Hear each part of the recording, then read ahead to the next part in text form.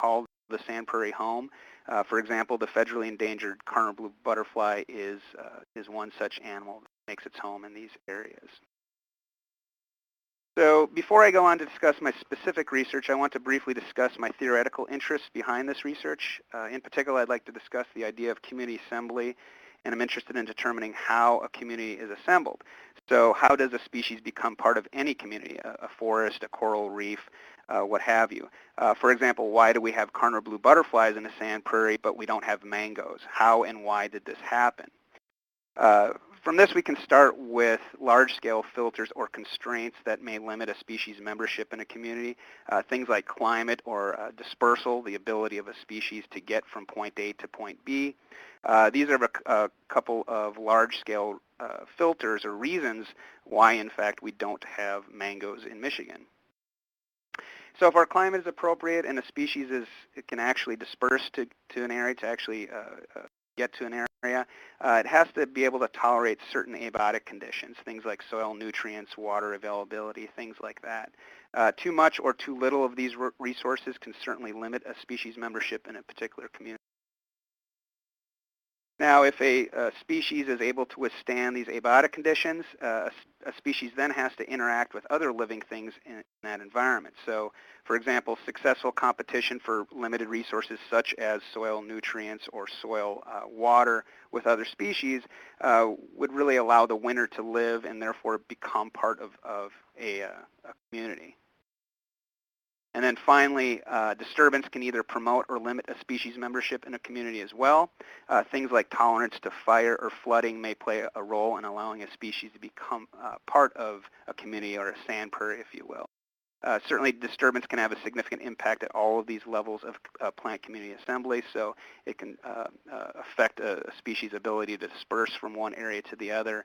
It can affect water availability. It can certainly impact biotic interactions such as competition. All right, so back to the sand prairie in Michigan. I mentioned that there have been about 60 native plant species documented in Michigan sand prairies. Well, this is certainly not the case in the highly degraded sand prairies of Newaygo County, Michigan. Our preliminary investigation in May of this year revealed a total of 4 species in these areas. And at the meter squared plot level, we're looking at about 1.35 plant species per meter squared. So in other words, if you have dandelions in your lawn, you in fact have greater diversity than most of these prairies in this area. So what's the culprit here? Why the low diversity? Well, the culprit is Pennsylvania sedge, Carex pensylvanica. This species is in fact a native species. It's widespread. It occurs throughout eastern North America and Canada, and it's widespread. This particular species forms monocultures and does not allow the establishment of other species. So in the context of community assembly, the species is basically acting as a competitive filter that limits the membership or the membership of other species in these particular communities. So in this restoration experiment, I've incorporated disturbance, specifically fire and herbicide, in an effort to reduce the dominance by Carex pensylvanica in this community and therefore allow for the establishment of other species. So in other words, I'm using fire herbicide to reduce the monoculture of Pennsylvania sedge so that we may introduce other native species and increase that diversity. So the idea here is that if we can understand these filters and how they interact with one another, we can use this information to take a highly degraded community that we see in Newaygo County and restore it to a community that appropriately represents a sand prairie in terms of ecosystem structure and function. So I conduct this research at the Newaygo Prairies Research Natural Area. This is in the Manistee National Forest, Newaygo County, Michigan. It's 180 acres in size, established in 1988. It's part of the National Forest, so therefore it's managed by the U.S. Forest Service. A primary reason for this experiment is that the Forest Service plans to restore 1,800 acres of degraded sand prairie in the National Forest, and therefore this experiment allows us to determine the most efficient and effective way to reduce dominance by Carex prior to undertaking such a large-scale restoration effort. Here's just an aerial of the research area in and around the Newaygo Prairies Research Natural Area. You see here that I have 3 separate fields that I conduct this. In terms of the experimental design, I mentioned that I've incorporated fire and herbicide as disturbance mechanisms in order to reduce the Carex pensylvanica. One of the treatments is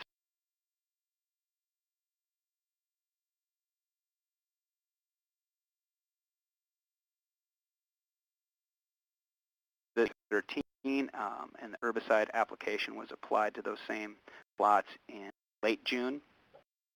Third treatment is herbicide only. This was applied in early June. Fourth treatment was herbicide followed by fire, so the herbicide was applied in early June, and the second fire occurred in September. And then finally, the fifth treatment is a control where we didn't incorporate any sort of fire or herbicide. In terms of the actual herbicide we used, it was glyphosate, which is basically Roundup, I guess commercial name for it, at 1.8 kilograms of active ingredient per hectare. So we replicated these treatments 5 times across 3 different fields. So we had a total of 75 plots that we investigated. Each of those plots is 4 square meters in size. We sampled in the vegetation in May of 2013, so that's considered baseline or pre-treatment data before we had applied any herbicide or fire.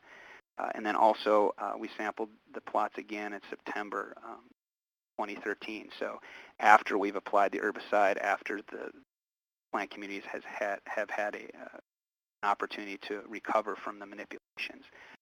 We took vegetative cover estimates. We identified species. We also collected biomass, took that biomass, sorted it to species, dried it, and then weighed it to determine kind of productivity or biomass that we were looking at.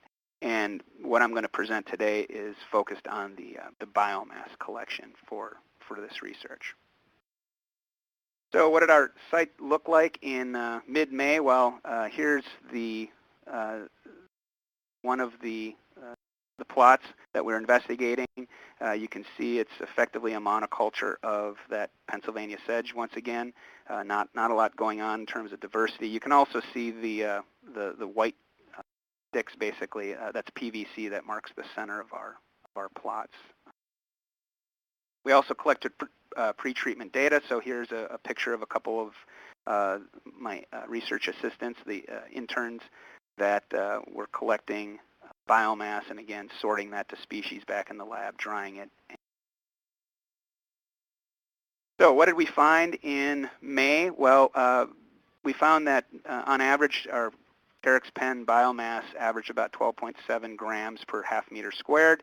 And the important thing here is that we didn't find any significant difference in biomass among the treatments. So again, these were the plots that we had established. However, we had not applied any herbicide or any fire to these plots yet. And so the good news is we're basically starting with an equivalent amount of Carex at the beginning of the experiment. And I had mentioned that that 79% of the biomass in some of these plots is represented by the Carex biomass here. So if we were to add a couple grams to each one of these bars, that's basically would have been the extent of the biomass. So again, high dominance by Pennsylvania. All right, so in early June we had a fire application, so that the Forest Service fire crew came out and did the burn for us basically. A couple of pictures of them with starting the fires in these particular plots that required fire. Here's just a picture of a pretty thorough burn in one of the plots after, well, towards the end of a burn, I should say. I also applied herbicide in early June. Here's a picture of me apparently being quite happy to be spreading herbicide around these particular fields. And so what did these plots look like after about 3 weeks? So just to go back, so this is June 4th and then June 27th. What did these plots look like? Well, here's an example of what an herbicided plot looked like. You can see that we got quite a lot of top kill of the Carex pensylvanica in these particular areas. The prescribed fire plots also recovered quite nicely. We can see here that some of the Pennsylvania sedge is recovering quite well after a little over 3 weeks. And this is what I had applied herbicide to for those fire herbicide plots. So that treatment where had applied fire with a follow-up herbicide. This is the situation, or this is the kind of growth where I applied the herbicide plots. All right, fast forward a couple months. September 4th, 2013, the second fire for the appropriate plots was undertaken again by the fire crew of the Forest Service. And then 4 days later, in fact, my interns and myself and other assistants were able to go out and collect post-treatment data. So just a couple of pictures of what these areas looked like roughly 2 or 3 months after the application of fire herbicide. Here's a fire-only plot. You can see that the Carex is, in fact, recovered quite well. Here's a fire herbicide plot. So again, this was an area where the fire was applied in early June, and then herbicide was applied to the regrowth at the end of June. This is an herbicide-only plot, so again, you can see quite a bit of top kill, but now this area has a lot of litter. And then the control plots, not a lot going on. Again, kind of a sea of Carex, a monoculture of Carex with not much diversity going on in areas. And this one caveat is we did not collect data on the herbicide followed by fire plots.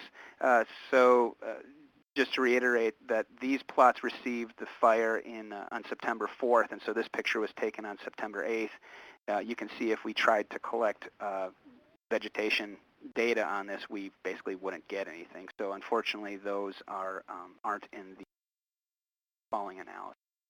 But what we did find, not surprisingly, we saw an overall increase in Carex growth over the summer. So in May, it was about 12 grams per half meter squared. In September, we saw almost double that. The greatest amount of biomass occurred in the control plots, which was significantly greater than the fire followed by herbicide and the herbicide-only plots. I also wanted to look at the change in Carex biomass between May, the pre-treatment time before we had applied any herbicide or fire, and the change between that and September after we had manipulated these plots. So this graph shows that there is significantly less biomass in the treated plots compared to the control plots. It also shows that there was a net decrease in the fire followed by herbicide and the herbicide-only plots, with the greatest overall decrease occurring in the herbicide-only treatment. So we certainly got a net decrease in at least a couple of these treatments. All right, so what's the big picture here? What did we find? Well, we found that any combination of fire or herbicide, in fact, reduces pen sedge. Recall that the control plots had the greatest amount of Carex, whereas we had quite a bit of reduction for any of the other treatments. And in fact, the fire followed by herbicide and the herbicide-only treatments really had the greatest impact on reducing Carex cover. Unfortunately, we couldn't evaluate the herbicide followed by fire treatment because the second fire occurred so close to the post-treatment data collection. However, we speculate that the herbicide followed by fire may in fact have the greatest impact based on the herbicide-only results. In other words, if the herbicide on its own had a great impact on reducing Carex dominance, applying fire to these plots that have been herbicided may further knock back that Carex. This research is an important first step. Of course, long-term data is certainly more valuable. A couple issues is the data that we collected on the Carex was only 2 to 3 months after the treatment. So a little bit of time for the community to regrow and respond, but certainly a longer time frame would be much more valuable. And to that end, we're planning on collecting data in summer 2014. And in fact, we just seeded these plots with native sand prairie species a couple of weeks ago. So in addition to evaluating the growth of Carex, we'll also evaluate how plant establishment will vary among these particular treatments. And then finally, these results are important for large-scale restoration efforts. As I had mentioned, the Forest Service is planning on restoring up to 1,800 acres of degraded sand prairie in the Manistee National Forest, and that's to begin in 2016. And so this research is important in terms of determining how to efficiently and effectively restore these on the small scale before embarking on such large projects. And with that, I'd like to thank the U.S. Forest Service, Manistee Huron National Forest, certainly the fire crew and their help in applying fire to the treatment plots. Of course, Lake States Fire Science Consortium for the internship grant. Of course, the research really is only as good as the participants, and therefore they really did an excellent job. Of course, my university, Grand Valley State University, and then also certainly my interns, Samantha Broadley, Danielle Smith, and Connor Wojtovich, and of course I roped my wife Katie into helping me on this project as well. With that, I'll take questions if we have time. And I don't know about you guys, but I kind of lost a view here. I don't know if it's... Todd, we got one question for you. Okay. That's from Adam Fate, if you want to take a look at it. Says, what was the management history of these monocultural sites? Well, the history varies depending on the particular field. So some of these areas weren't agricultural fields. If anything, they had the trees were clear cut from these particular areas. But that's a history that I'd have to look at for the individual sites. All right. Doesn't look like we have any more immediate questions, but everybody remember, go ahead and type questions. We also take some time at the end to answer them. But it looks like, Dan, if you're set to go. I'm set to go. All right, go ahead. All right, my name's Dan Kashian, and the intern on this project was Julia Sosin, and we were both at Wayne State University in Detroit. And I want to talk now about a project we originated with Phil Huber of the Huron-Manistee National Forest that also deals with dry, sandy outwash plains in northern lower Michigan and jack pine forests that dominate them. And Phil's a wildlife biologist at the Mile Ranger District, and he deals extensively with Kirtland's Warbler, which I'll describe in a minute. And I've known Phil since 1994 when I first began a master's research project in these same jack pine dominated landscapes. And so this project is really the result of a long-term effort to work with him once I was in a faculty position myself, and it was the right position to do that. So first, a bit of background. The jack pine ecosystems in northern lower Michigan are not all that different from the dry sand prairie that Todd just described. A little bit different. They're generally hot, dry, somewhat awful places where most foresters and many ecologists would rather not spend much of their time. These forests grow in some of the harshest climates in the state, probably have since the glaciers first receded. Currently, however, they're heavily impacted, very heavily impacted by management for the federally endangered Kirtland's Warbler. So Kirtland's Warbler nests almost, well, you can't say almost exclusively anymore, but most of the nests are found in northern lower Michigan. More recently, they've spread to the UP of Michigan as well as small parts of Wisconsin and Ontario. They nest in very, very specific habitat, young, dense jack pine, 5 to 20 feet tall or so, in relatively large stands, at least 32 hectares in size. Jack pine is a fire-dependent species that has serotinous cones. It needs to burn in order to regenerate naturally for the most part. And so historically, most Kirtland's warbler habitat was regenerated by fire because they require young jack pine. With fire suppression, however, and fire control in the last century, Kirtland's warbler are mainly habitat limited. They've probably been censused more than any other songbird in North America. Their populations once were as low as 201 singing males, which is estimated to be about 402 birds total. And that census was in 1971, just before they were listed on the endangered species list.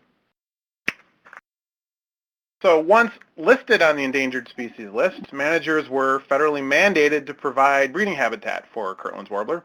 And the original management plan required that at least 38,000 acres of suitable habitat be maintained across the breeding range at any one point in time. Because of the difficulty of prescribed burning in standing timber, as well as various other historical and political issues with prescribed burning in jack pine, most warbler habitat today is provided with jack pine plantations. And these are managed on a 50-year rotation, which, if you do the math, requires the management of about 190,000 acres total in order to accommodate this 50-year rotation. And so they plant roughly 200 acres, or 2,000 acres every year, newly, to keep up with this management plan. And they're planted in, if you look at this, see if I can get the pointer here. There we go. Right in here, you see this sort of funky configuration of these opposing waves. The rows are in waves, and a group of rows oppose each other such that they make these openings. They leave these openings which seem to be required by the warbler as part of their suitable habitat for foraging. They nest on the edges of these openings, etc. So when we start to look at the landscape, if you look at this Google Earth image on the left here, it's clear that warbler management leaves a pretty big footprint on these landscapes. And those characteristic plantations are just about everywhere. Okay, so this is a 90 square mile area that I just captured off of Google Earth. You can see various features on the landscape. This here is an old fire. You can see old clear cuts around. You can see older. The darker reds are sort of the older jack pine, but if you look closely, you can see those evenly spaced openings all throughout this photo. Okay. So these plantations are very clearly different from a naturally regenerated jack pine forest with regular spacing of these openings. The trees are 6 by 6 spaced. This photo over here is Greg Corris's famous photo from a plane where you can see the plantations sort of surrounding this area that was burned by prescribed fire, and you can really see the difference there of between the naturally regenerated jack pine and the planted jack pine. So there was a study by Spalding and Rothstein that showed that these planted areas, at least when they're young, are very much more homogeneous compared to a naturally regenerated area, as you can probably imagine. So these are very, very different. However, that being said, they've worked, and they've been very, very successful in helping the Kirtland's warbler population to recover. And the Kirtland's warbler recovery is probably the most successful example of a recovery program in the history of the Endangered Species Act. So the original recovery plan called for the recovery of about 1,000 singing males as a management goal. On the bar graph on the left there, you can see the dotted line that represents that management goal. This goal of 1,000 singing males was exceeded in 2001, and today we're almost at twice that number.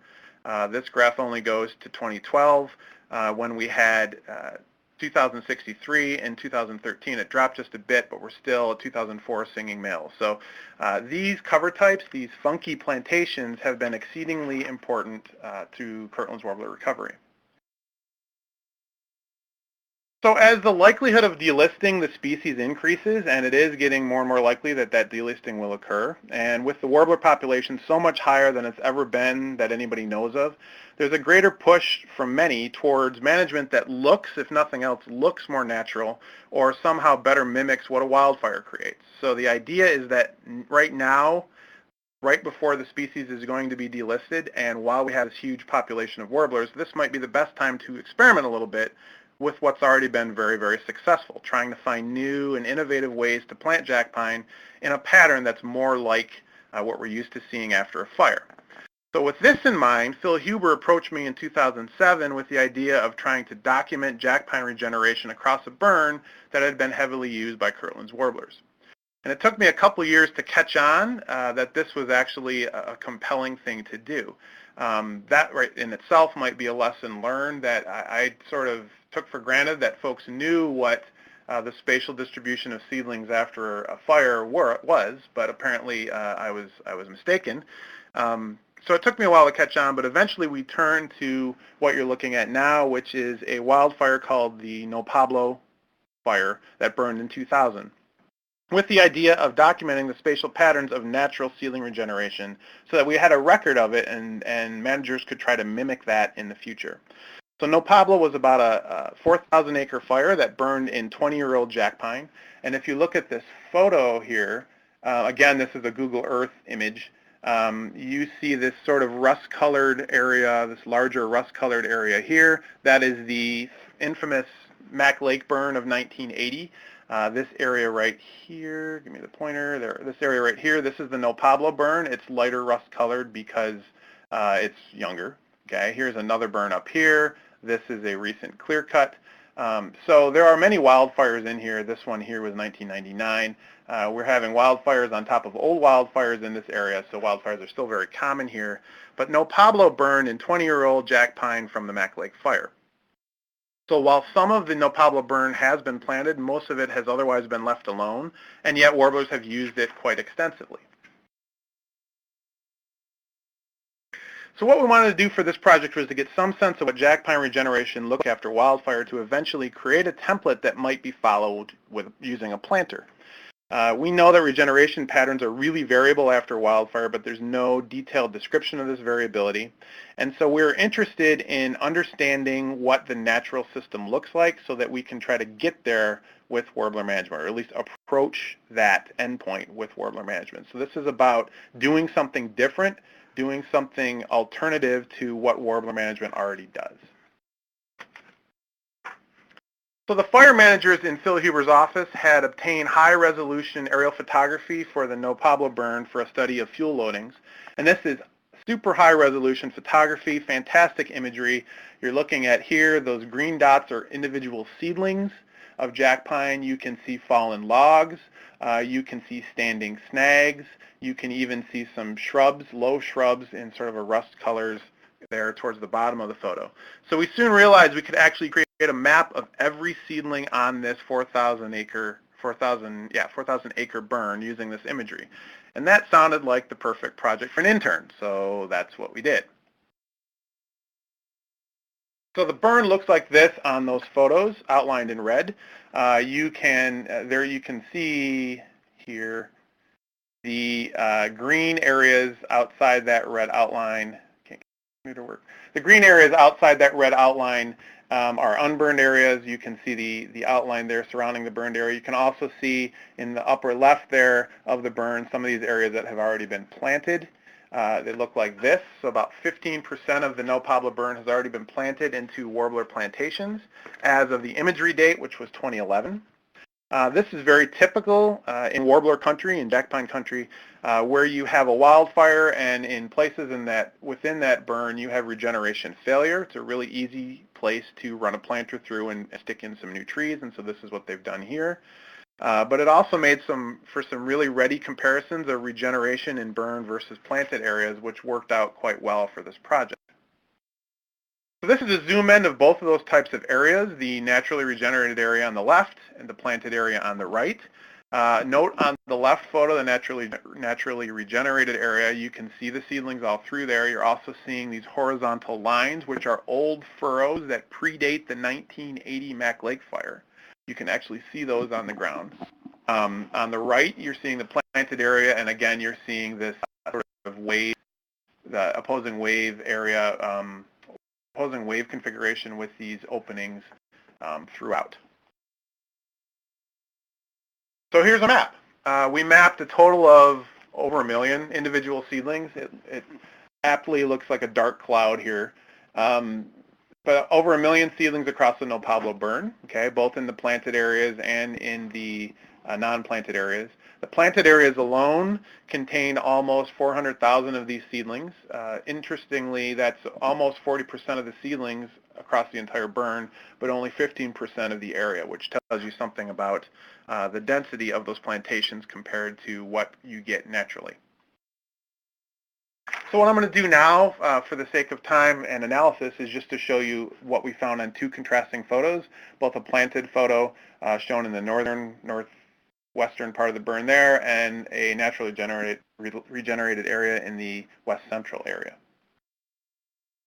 So this is the naturally regenerated photo. Okay, the red dots here represent, each dot represents a seedling. Okay, so we mapped a total of 155,000 or so individual seedlings in about a 550-acre area on this photo. Once the points were mapped, we can run something in ArcGIS called the point density function. And what point density does is calculates the density of points within a neighborhood, divides it by the area of the neighborhood, and outputs it as a value. And it's basically a way of taking points like we have here and converting them to polygons that represent the density of seedlings. And these polygons are what a manager would try to mimic, and therefore that's what they need to have quantified. So that would look like this. Okay. So our output looks like this, where the densest seedlings are in the darker colors and the sparser areas in the lighter colors.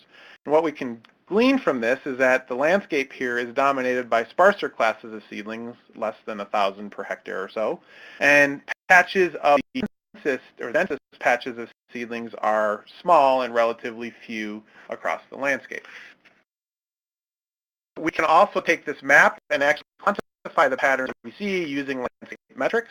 There are many more metrics than what I've shown here, but we can see mean patch area, which gives us an idea of the size of the patches, the percent of the landscape occupied, the density of the patches over 100 hectares, which gives us some information about how many patches we have, nearest distance between patches, which gives us an indication of how isolated they might be on the landscape. So we calculated these for seedling classes, the 6 classes that we decided to use here, as well as for the landscape as a whole. And these metrics tell us that most patches are small, less than an acre in size, and are very numerous, and dense patches of seedlings are relatively rare and far apart, spread out, quite scattered across the burn. So we can compare that to the planted area here. This was only about 102 photo, but still included 124,000 seedlings. And these are quite clearly pitted at a much higher density than in the naturally regenerated area. And the openings, as we talked about earlier, are more contrast, either dense seedlings or no seedlings. So there's a lot of contrast there, and they're regularly spaced more than we saw in the burned area. So we can run point density function here, and as we would expect, we end up with a much denser landscape using the exact same classes as on the burned photo.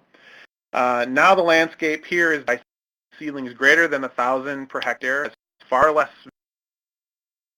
It looks far less chaotic, and it kind of resembles a Swiss cheese type of a pattern where, again, you have all or nothing across this landscape, either dense seedlings or no seedlings at all. There's very little variation between. And if we look at the metrics here, again, it shows that we have large patches, in this case, of dense seedlings on the landscape, where we had nothing like that in the naturally regenerated area. So this 4th class here, which is 1,000 to 2,500 seedlings per hectare, we're talking about mean patch size of 13 acres. So those are much, much larger patches, mainly because, again, you're lacking the variation in density across these plantations. So what can we make of all this? Basically, the spatial distribution of seedlings in the burned areas is much different than that of the planted areas. We've quantified what we can see with our own eyes.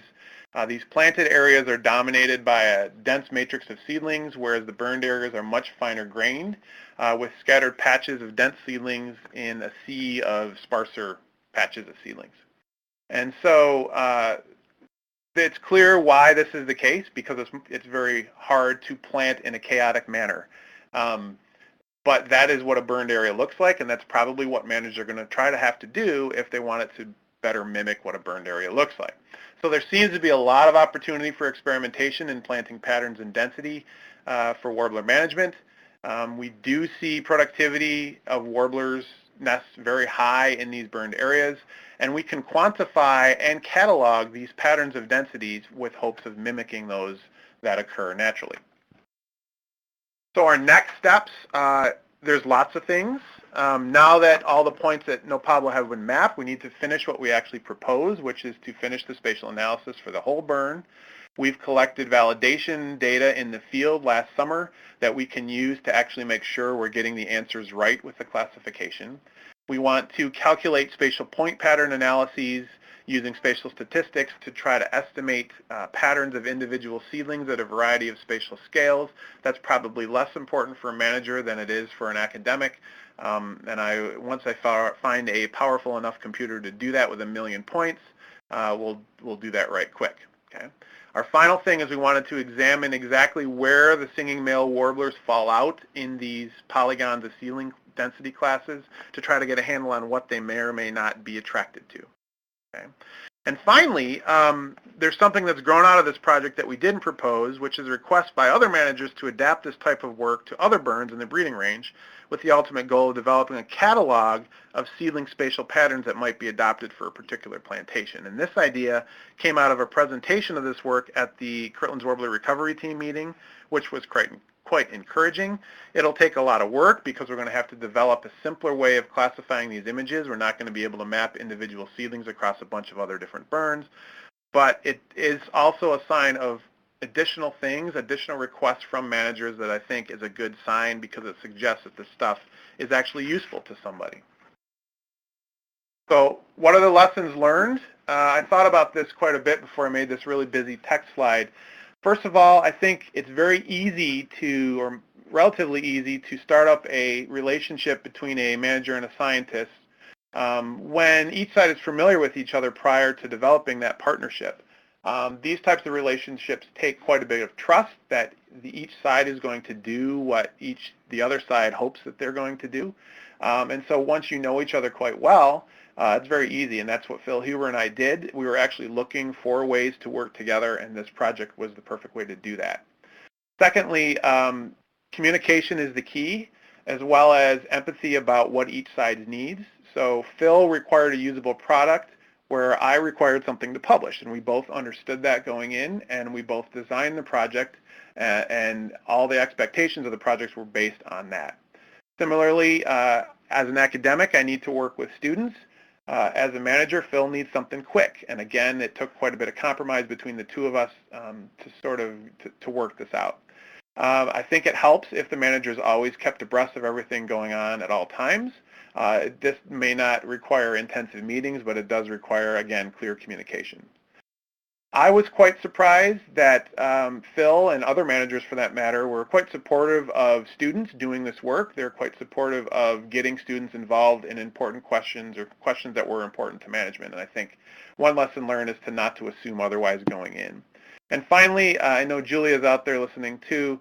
For me, I think it was important to be aware of the constraints on students. As I always do, I expected I had too high expectations, way too high expectations as to how much work could be done by an undergraduate intern, and so we luckily had quite a bit of help, and Julia was quite accommodating to that help.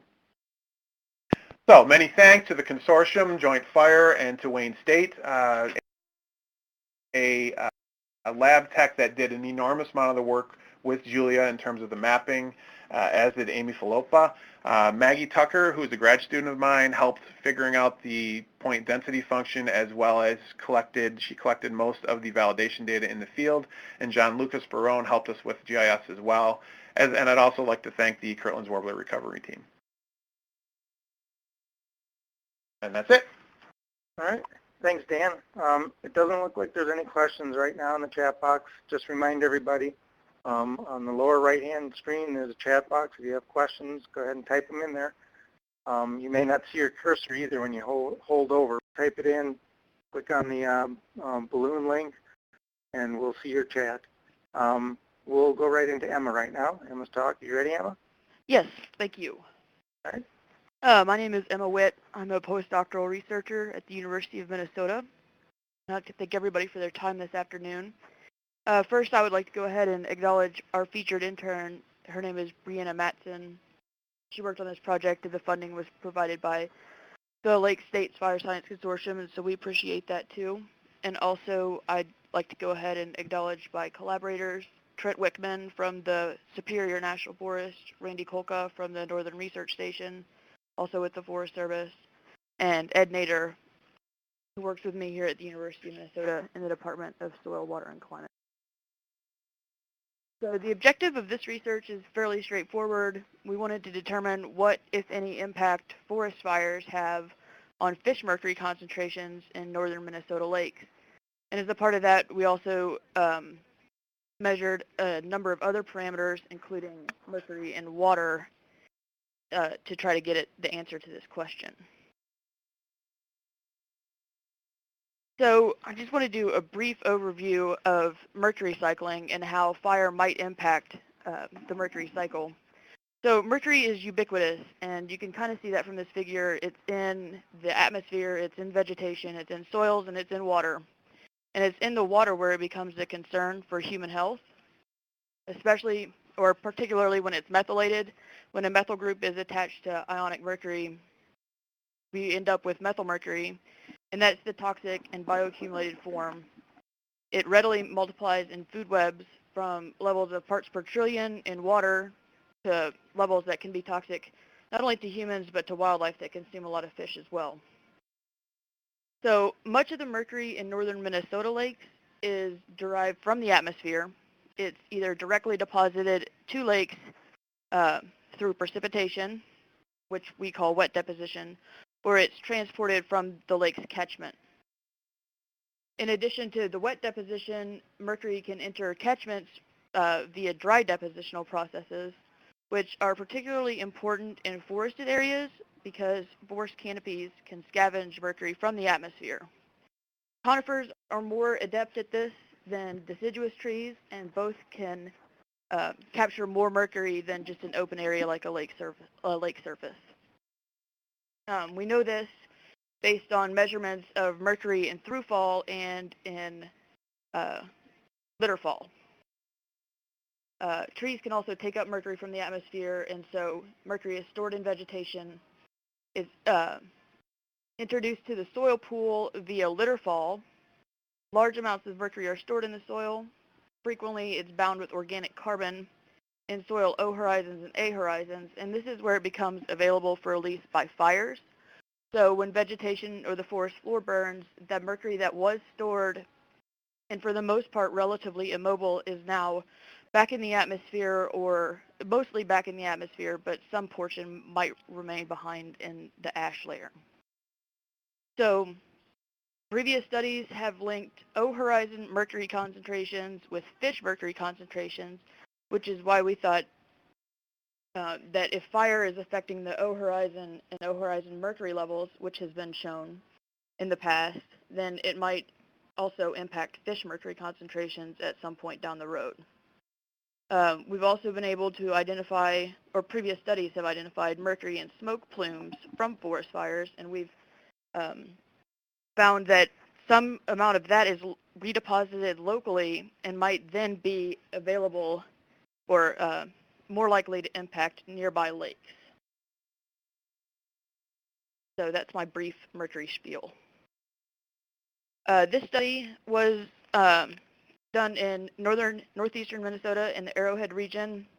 The blue outline on this map is the Superior National Forest, and the yellow part in the middle is the Boundary Waters Canoe Area Wilderness, which was good for us because it's an area that offers minimal human disturbance. Superior National Forest is about 4 million acres. About 1/3 of that is the Boundary Waters. It's at the southern edge of the boreal forest, so the overstory trees are abundant spruce and fir, aspen and birch, also some pine, including red pine and white pine. The soils are glacially derived. They're generally thin, and exposed rock outcrops are common. And these are both due to the glacial history of the area. And so to get more into the setting of how this study started, over the 4th of July in 1999, we had a large storm flow through the boundary waters, which flattened large chunks of the forest and created heavy fuel loads, so increasing the risk for a large wildfire that would be difficult to contain and could potentially cause problems outside the wilderness. And so the Forest Service is using prescribed fire as one tool to address this risk and reduce it. So the fire plans of the Forest Service offered us an opportunity to target sampling of lakes to areas that were likely to be burned that were included in the Forest Service's burning plans, as well as select lakes outside burn units that were less likely to be burned to serve as control so that we could evaluate and isolate the effect of fire on these lakes and these fish. So we selected 4 pairs of lakes. Each lake has a burn lake and a control lake. We started monitoring in 2004 and ended in 2012, and the lakes are inside these black boxes on this map, and here they are blown up with their catchment areas. See them a little bit better. They're all fairly close to, the study lake pairs are close to each other, and as you can see, we've got 3 on the east side of the forest and 1 on the west side. So our sampling scheme included lake monitoring monthly during the summer and annual fish surveys, which we did with electrofishing techniques just after ice out in the spring. We targeted young of the year yellow perch, which are important in the food web and have been correlated with the trophic transfer of methyl mercury to higher levels up the food chain. All the fish were aged, weighed, and measured and analyzed for total mercury. Our monthly lake water sampling included analysis for total mercury and methyl mercury in the lake water, as well as cations, anions, and nutrients, alkalinity, Secchi depth, color, and a complete depth profile of the lake, which included dissolved oxygen, temperature, pH, and conductivity. And from this depth profile, we were able to determine if the lake was stratified or not. If it was stratified, then we took samples from both the top and the bottom of the lakes. So this map shows all of the fires that occurred in the forest that were available to me through the Landfire website from 2004 to 2011. And as you can tell, there were some large fires during our study period, and we were quite fortunate that none of our control lakes were impacted by the wildfires, but 3 of our burn lakes were. One was impacted first by a prescribed fire and then a wildfire, so we actually got a double hit on one of the lakes.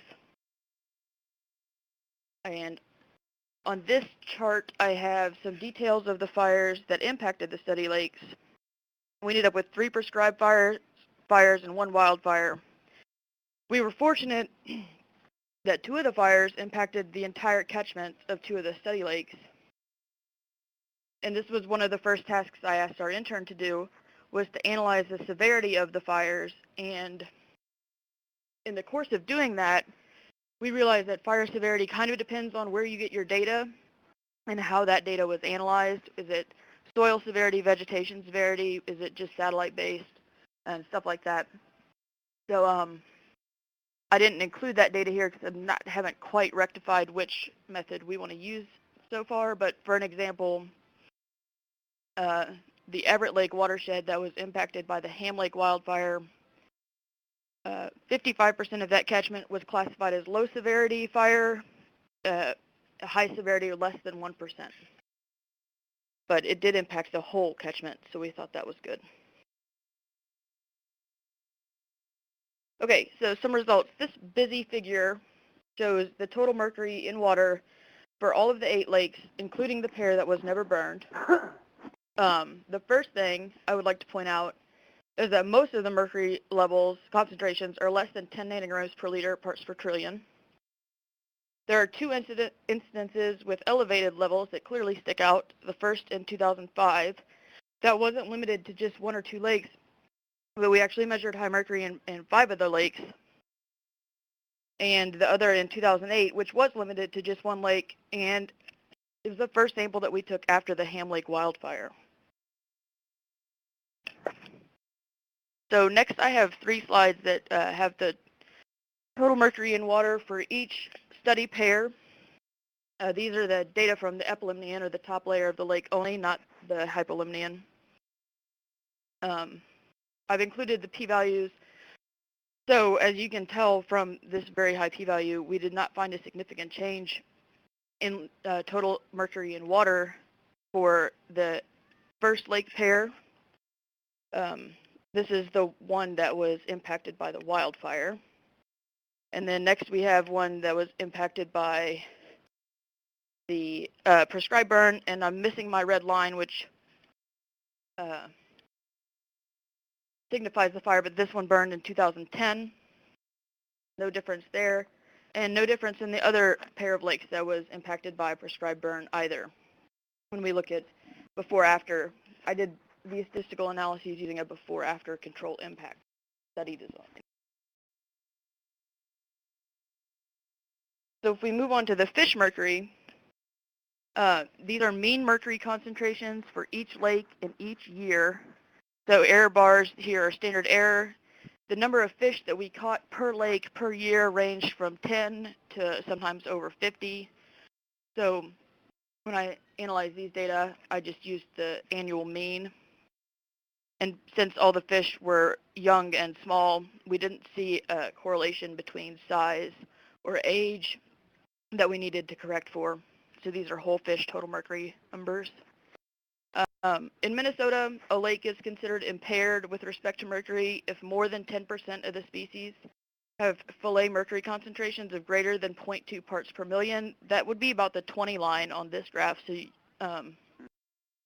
the mercury in these fish is higher than we would like it to be. However, those mercury concentrations that the Minnesota uses are from fillets. All these are whole fish. So it's not directly analogous, but just to give you a frame of reference of what we would consider a problem. The most consistent lake for fish mercury concentration seems to be Ella Hall, which is the purple bar, and it was consistently one of the lowest lakes. It had pretty consistent values across our 8-year study period. So again, I have 3 graphs here with the fish mercury data, total mercury by year, and this again is the pair of lakes that was impacted by the wildfire. And we saw no change in fish mercury for that one or for either of the other 2 lakes that were impacted by the prescribed fires. So here's the first one and the second one. So future directions, I still have the methylmercury data to get through. But so if methylmercury, the bioaccumulative form, that might tell us more about the mercury dynamics in these lakes before and after fire, as well as I want to incorporate the results of all the other variables that we measured to see if any of those variables were either impacted by fire or if they could offer some clarity on what is impacting mercury levels in these lakes. Oh, so I already said about the methylmercury. I've listed here the 3 objectives that I started out with for the intern. I think we did a good job providing Brianna with some tools that she might be able to use in the future. She certainly applied her knowledge of solving GIS problems this summer, probably more than she would have liked to. She was great in the lab. Seems like the best part, or the most fun part of it, was dissolving the fish in the acid before we ran them for the mercury concentrations. And I did get her to help with the database management, and I think that she certainly is more aware now about how that all works than she was when it started. And I thought it was a good bonus that the Ecological Society of America conference was in Minneapolis this summer, so we were able to send her over there to get an idea of what all that was like. I also learned a lot. This was my first experience with an intern, and it was like Dan said, the amount of work that I thought would get done relative to the amount of work that we actually could get done was eye-opening. So that's all I have. Thank you. Thank you, Emma. There's somebody's typing a question. If anybody has additional questions, please go ahead. I do have one question for Dan, and then we'll conclude this, unless we have additional. Dan, you had mentioned that there's a higher stocking rate of seedlings in the weave pattern versus natural stocking. But I think you suggested also that they're looking at how to do that type of planting and with less stocking in the weave pattern. No, right now, I mean, well, so the opposing wave pattern has been very, very successful, and there's not a lot of push to change it for any reason except that there are some very forward-thinking managers like Phil who, you know, sort of think that this is the best time to experiment with that. And so he may be looking at changing or reducing the stocking in those plantations, but I don't think that that's an overall thought within the Warbler Management Program. Okay. Good. We have another question from Charles, and it's a question for both Todd and Emma. That says, can you explain your relationship with your managers prior to the project and how you interacted with them? This is Todd. Yeah, I didn't have really much of a relationship with the folks at the Forest Service prior to the project, at least with these folks. I have another restoration project that I work with, and so I think sort of word gets around that way. But I didn't have a working relationship really with anyone. In fact, they had contacted me about doing a restoration project experiment, and so that kind of got the ball rolling, really. But in terms of my interaction with them, I've certainly worked with them in terms of putting together proposals for funding, also keeping them in the loop in terms of when I was going up to collect data. Obviously, working with the fire crew was important in the sense that I had to have these plots burned, and it was on the fire crew's schedule, basically.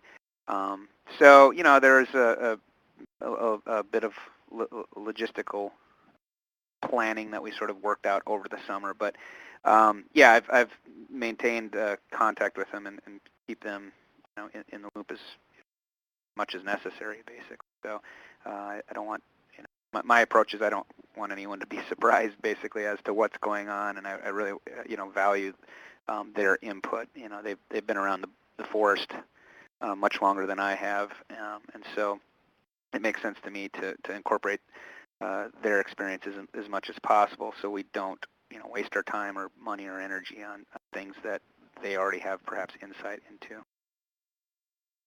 Yeah, this is Emma, and I suppose Trent Wickman would be the manager that I worked most closely with on the actual Superior National Forest, and I've actually, when I first moved to Minnesota 10 years ago, he was my first supervisor when he sent me out into the field to collect some of this data. So we've been working together for a long time, and I think that does help. And he's been great with some of the frustrations that we've had with getting things burned or not burned and stuff like that. So he's also run all the other field crews out of the Superior National Forest as well to get this data collected, so it's crucial to have a good relationship from that standpoint. Okay. And then looks like we have one final question, which can be for any of you three, or all three. Do you see your interactions continuing into the future with managers? I do, definitely. This is Todd. Yeah, in fact, we are planning on, as I mentioned in my presentation, we had seeded these plots and are also planning on collecting data. This restoration is long-term in nature, so I expect my interactions and collaborations with the managers to extend for the long term, basically. This is Dan. Absolutely. I mean, like I tried to express earlier, Phil Huber and I were looking for an excuse to work together, and I think we work well together. I mean, he's very good at, as I said, understanding where I'm coming from, and I know him well enough to know where he's coming from, and so we have a very good working relationship that I think can make some real differences in this area. Excellent. All right, guys, we're going to wrap this up. I would like to thank Todd, Dan, and Emma, and everyone online for joining us this afternoon for a very interesting webinar and discussion. Remind everybody, if you'd like to review the webinar or share this with anybody, a recording of the webinar will be available on the Consortium website shortly after we wrap things up. I also wanted to take the opportunity before we conclude to highlight our 2 January webinars coming up. Our first will be on January 16th, 2014 at 2 p.m. Eastern, and will be on climate and fire in the Great Lakes region by Chris Holding of the Michigan Department of Natural Resources. We also have a special second January webinar offering. We're going to be co-hosting one with the Tallgrass Prairie and Oak Savannah Fire Science Consortium, and that will be held January 30th at 2 p.m. Eastern, and we'll be discussing when a grassland restoration is truly restored and be examining microbial community responses to fire in remnant and restored grasslands. This will also be a manager and researcher lessons learned webinar, and it will be presented by Catherine Doherty of Western Michigan University and Ryan Kozatek and Ashley Wick of Kalamazoo Nature Center. Finally, I want to encourage all of you to please take a few seconds and provide us with some feedback on today's webinar. When you close the webinar window, you will be directed to a short web-based survey that will provide you with an opportunity to tell us what you thought about today's topic. This survey information is very important so that we can better serve your fire science needs. So this concludes today's webinar. I want to again thank Todd, Dan, and Emma, and everyone for participating. Have a good rest of the afternoon and a happy holiday season. Thanks. Take care. Thanks. Bye.